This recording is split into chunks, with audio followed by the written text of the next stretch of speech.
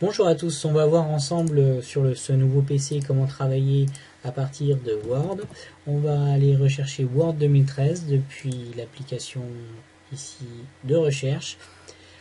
Il faut savoir que Word 2013 par rapport à 2007 et 2010, il n'y a pas énormément de changements en termes de fonctionnalités. Par contre, en termes d'interface graphique, ça se veut beaucoup plus épuré.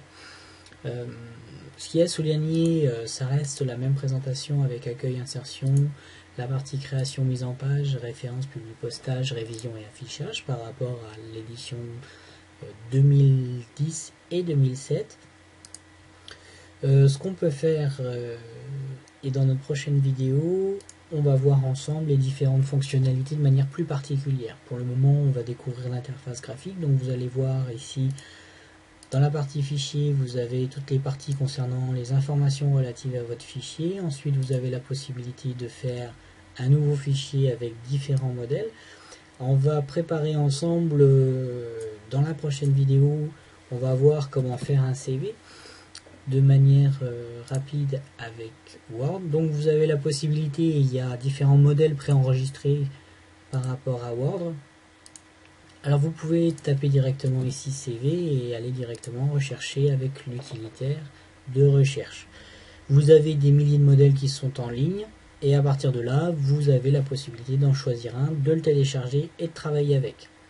On peut prendre par exemple celui-ci, vous allez le créer comme ceci en cliquant sur le bouton créer. Il va apparaître à l'écran et vous changez les différents champs de votre CV en fonction de vos besoins.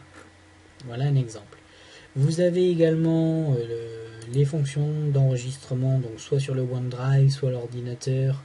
Vous pouvez choisir le dossier sur lequel vous allez enregistrer votre CV, comme ceci.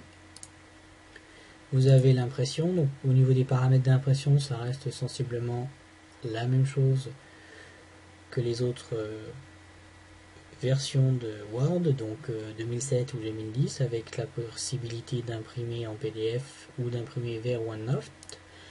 Vous avez la possibilité de partager avec des personnes par courrier électronique ou en ligne. Le côté intercommunication est très développé sur ces versions. Et vous avez la possibilité de l'exporter directement en PDF ou de modifier le type de fichier. Voilà en gros pour les paramètres du fichier. Au niveau de l'accueil, on s'active principalement la partie mise en forme, donc presse-papier, police, paragraphe, style et modification. Au niveau de l'insertion, toujours pareil, donc saut de page, tableau, insertion d'illustration, de compléments, de médias. Vous pouvez même ajouter des médias type Wikipédia. Vous avez les liens hypertextes, les signés, les renvois. Ensuite, on travaille sur la mise en page au niveau des en-têtes et pieds de page, les textes et légendes, et enfin les équations et symboles. Au niveau de la création, vous avez les différents thèmes. Donc on a le même principe que les thèmes qui se trouvaient dans les versions précédentes, les couleurs, les polices. Ensuite, on peut ajouter différents filigrammes d'arrière-plan. Et ensuite, on a la partie mise en page. Donc mise en page, c'est format A4, A3, paysage, portrait, ensuite les différents types de paragraphes et l'organisation. On a les références, donc les références c'est plutôt pour les documents qui sont plutôt longs. On peut faire une table des matières, des notes de bas de page et des renvois avec des légendes et tout, et compagnie. Vous avez la possibilité, et ça c'est une astuce, quand vous vous retrouvez dans votre ruban ici, vous avez la molette de votre souris vous permettre de basculer d'un onglet à un autre. Il suffit simplement de faire un rouler sur la molette. Le publi-postage, donc pour tout ce qui est lettres et courrier, avec les possibilités de publi-postage. Et enfin, quand votre document est terminé, la vérification niveau grammaire et géographie, langue. Et enfin, les suivis de modification. Et on peut même comparer différents documents quand vous avez différentes versions de documents avec un document de base et un document de comparaison et identifier les écarts. Et au niveau de l'affichage, on a un affichage ici qu'on retrouve également sur les autres versions. C'est un affichage de type mode soit lecture, soit page, soit web. Et ici, vous avez la même chose ici.